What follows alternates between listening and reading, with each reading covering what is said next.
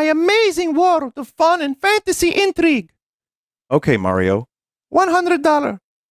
No, Mario. So Nintendo had a Nintendo Direct, and frankly, some of the announcements were very good until you actually went online and looked at the prices for everything. The best way that I could describe this is that I'm disappointed, but I'm not surprised. I had roughly the same response to that initial Switch 2 Direct. The new Mario Kart looked fun. Oh, $80. And psychologically speaking, now that we have $80 games, or should I say game, because I know Microsoft backed out really quickly because they knew nobody was willing to pay $80 for the Outer Worlds. But such a consequence of having Mario Kart be $80 is that we get Mario Tennis for $70, because that's what the entire family wants to play, Mario Tennis. For as little faith as I have in modern Mario sports games, because the entire Switch generation had the same cycle of release a good game but with very lackluster content and then add to the character roster later. The thing is, the character roster isn't necessarily the problem when there's not enough game modes to supplement the entire gameplay. But I do remain a little more hopeful that this new Mario Tennis Fever game actually has some content, because it has the biggest character roster, an actual story mode, and it has a Waluigi pinball court. I know, right? A Mario Tennis game with actual content. 70 is a little steep for that though. I'll give it a little bit of slack though, because it is a brand new game, so we'll just have to see. But $40 for a Wii game, yeah, that's a little steep, especially considering back on the Wii U,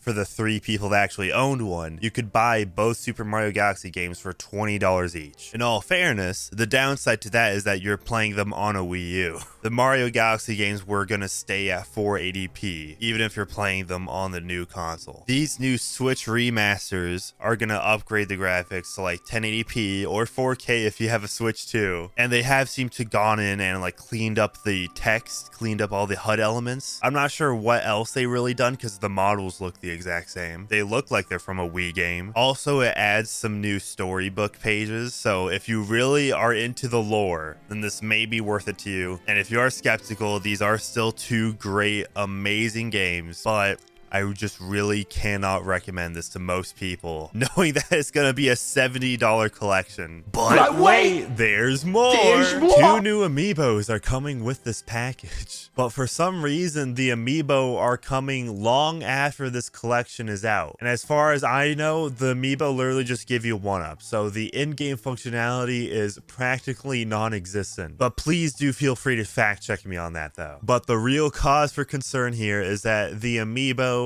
are $40 each. That is how much a new 3DS game costed back when the 3DS was relevant. Now, these Amiibo seem to be a lot higher quality and a lot bigger than your usual Amiibo. So there's that at least. Does that mean it's worth double the price for what I paid for Amiibo back in like 2015? No.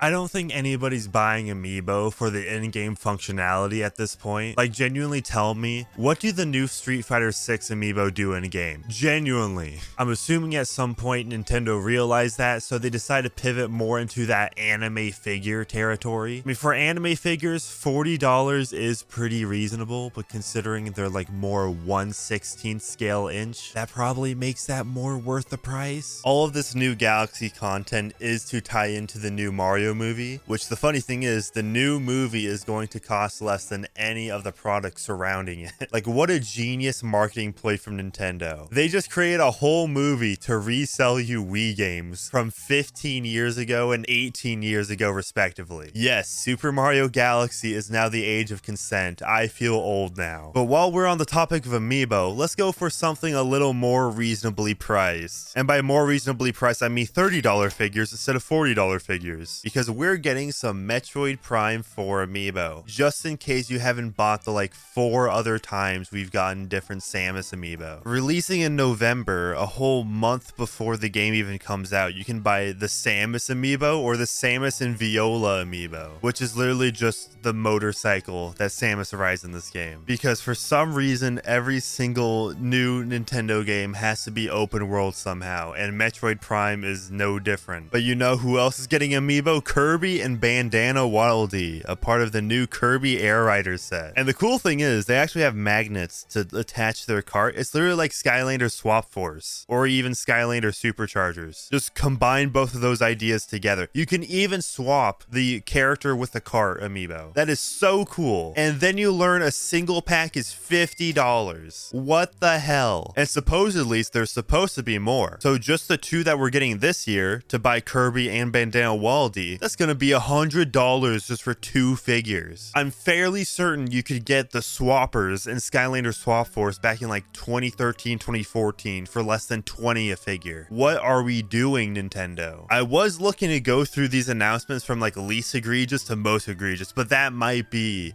the craziest pricing ever. $50 because there's magnets in the figure. In other news, Donkey Kong Bonanza got DLC, and it hasn't even been 2 months since the game launched. Now, I'm not saying that they held it back from the main release, but it is being very suspicious. This is the equivalent of if Mario Odyssey held back the Super Mario 64 Castle World and also made you pay for Luigi's Balloon World. And Nintendo charged you $20 for it. And on the surface, yeah, that may seem like it may, a little egregious pricing, but hey, it may have the content to look up for. It's genuinely like maybe an hour, maybe 2 of content for $20 on top of the main game. This is literally just peak nostalgia baiting. It's like, hey kid, you like, or it's not even a kid. Kids, there hasn't been a Donkey Kong Country game that has came out in like the past 10 years. Also, for some reason, Void Kong returns and is like completely okay with you, which if you know how Donkey Kong Bonanza ends, Void Kong just kind of gets deleted from the game and we never get a resolution. So the fact that we have to like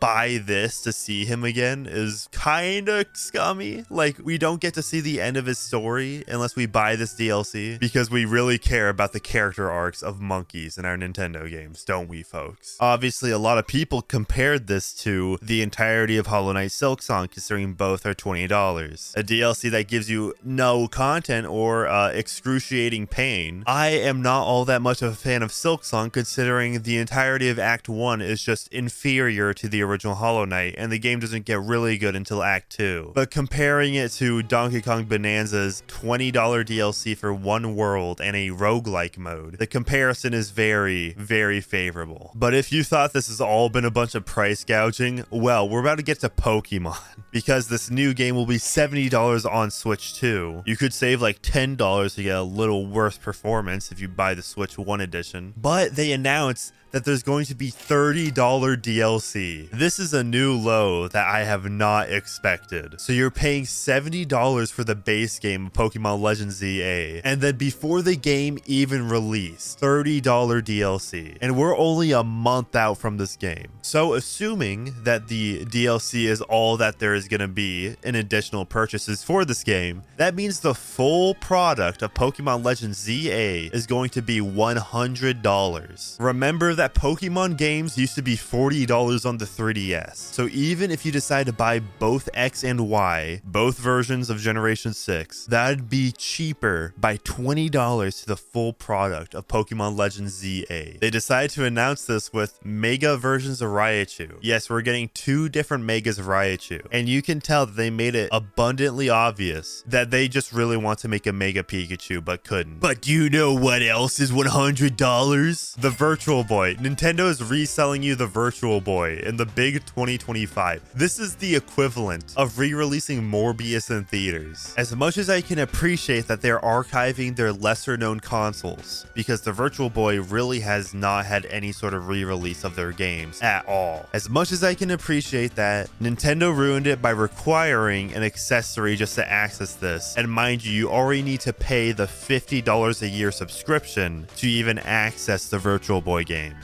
So on top of that, you need to invest in either a $100 headset that is modeled just like the Virtual Boy, or you could go cheap. You can go the broke route and pay for $25 cardboard. And yes, you need one of these accessories just to play Virtual Boy games on your Switch. Most of the Virtual Boy library, I'm pretty sure most people have known this since that one Angry Video Game Nerd episode that came out well over a decade ago. The vast majority of the library does not not need the headset or the 3D effect. And those that really do benefit from it, well, they're probably not all that much worth playing, especially if you're gonna get a headache from the Virtual Boy. So yeah, any amount of hype that I had for these announcements has been completely dashed by saying just how completely asinine these prices are. And speaking of hype, there is a new feature on YouTube if you're on mobile to hype up a video. So if you'd like to do that, let's experiment a little. Please hype up this video. Let's see what it does. Let's see if I get any new viewers from it. I actually don't know what hype does. YouTube just introduces new features to us and expects us to just learn about it as it goes on. And for some reason, a month ago, YouTube decided to completely just shut down a bunch of views, like a restricted mode thing. I don't know if my channel's in restricted mode, but make sure you are not in restricted mode. And before you say I'm coping, just know Linus Tech Tips himself, who should in no ways be censored by YouTube because of just how mainstream and normie he is. He's saying he's like getting half the views he used to. So I think somebody at YouTube decided to pull the wrong lever, and now all of the creators are just hurting. So please support in any way that you can. Hope you all have a good day. Peace out.